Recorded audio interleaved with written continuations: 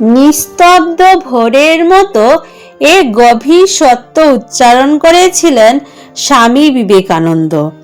তিনি বলেছিলেন, শিক্ষা হলো মানুষের মধ্যে নিহিত পূর্ণতার প্রকাশ। মানুষের ভিতরে অসীম শক্তি আছে, অসীম জ্ঞান আছে, অসীম সম্ভাবনা আছে। শিক্ষা সেই শক্তিকে বাইরে নিয়ে আসে। শিক্ষা শুধু বইয়ের পাতা নয়, শিক্ষা হলো আত্মার জাগরণ। যে শিক্ষা মানুষকে সাহসী করে না, সত্যবাদী করে না, মানব সেবায় উদ্বুদ্ধ করে না, সে শিক্ষা অসম্পূর্ণ। প্রত্যেক শিশুর ভিতরে লুকিয়ে আছে একটি সূর্য। শিক্ষকের কাজ সেই আলোকে জাগিয়ে তোলা। নিজেকে জানো, নিজের শক্তিকে বিশ্বাস করো, কারণ শিক্ষা হলো মানুষের মধ্যে নিহিত পূর্ণতার প্রকাশ। এই একটি বাক্যের মধ্যেই লুকিয়ে আছে সমগ্র মানব জীবনের দিশা। আজ আমরা শিক্ষা বলতে বুঝি ডিগ্রি, নম্বর, চাকুরি, প্রতিযোগিতা। কিন্তু স্বামীজির চোখে শিক্ষা ছিল না কেবল তথ্য সংগ্রহের মাধ্যম। তিনি শিক্ষা বলতে বুঝতেন মানুষের অন্তরের শক্তিকে জাগিয়ে তোলা। মানুষ কোনো ক্ষুদ্র প্রাণ নয়। শিক্ষা মানুষকে তার নিজের পরিচয় শেখায়। স্বামী বিবেকানন্দ বলেছিলেন, তুমি দুর্বল নও, তুমি অসীম শক্তির সন্তান। যে শিক্ষা মানুষকে নিজের উপর বিশ্বাস করতে শেখায় না, সে শিক্ষা অসম্পূর্ণ। কারণ আত্মবিশ্বাসহীন মানুষ জীবনের যুদ্ধে কখনো জয়ী হতে পারে না। আজকের পৃথিবীতে মানুষ অনেক কিছু জানে, কিন্তু নিজেকেই জানে না। মানুষ পৃথিবীকে জয় করতে চায়, কিন্তু নিজের মনকে জয় করতে পারে না। তাই স্বামীজি বলেছিলেন, প্রথমে নিজেকে জানো, নিজের ভিতরের শক্তিকে অনুভব করো।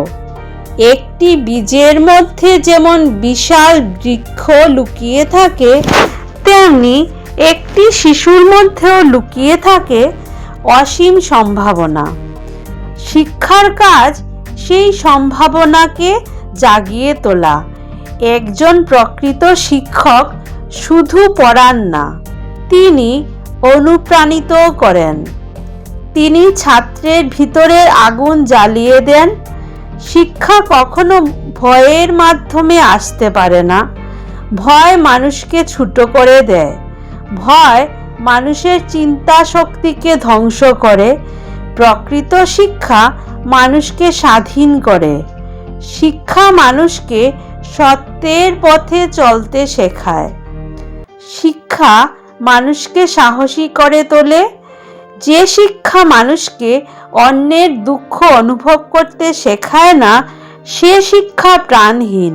কারণ মানব সেবাই হলো প্রকৃত ধর্ম।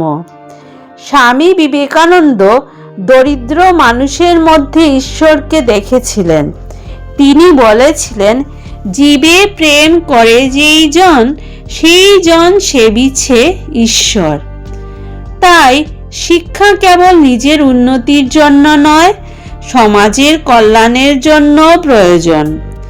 একজন শিক্ষিত মানুষ সমাজকে আলোকিত করে। আজকের সমাজে অনেক শিক্ষিত মানুষ আছে, কিন্তু সত্যিকারের মানুষ খুব কম। কারণ শিক্ষা যদি চরিত্র গঠন না করে, তবে সেই শিক্ষা অসম্পূর্ণ। স্বামীজি বলেছিলেন, আমাদের এমন শিক্ষা চাই যার দ্বারা চরিত্র গঠিত হয়, মনের শক্তি বাড়ে, বুদ্ধির বিকাশ হয় এবং মানুষ নিজের পায়ে দাঁড়াতে পারে। চরিত্রই মানুষের প্রকৃত সম্পদ।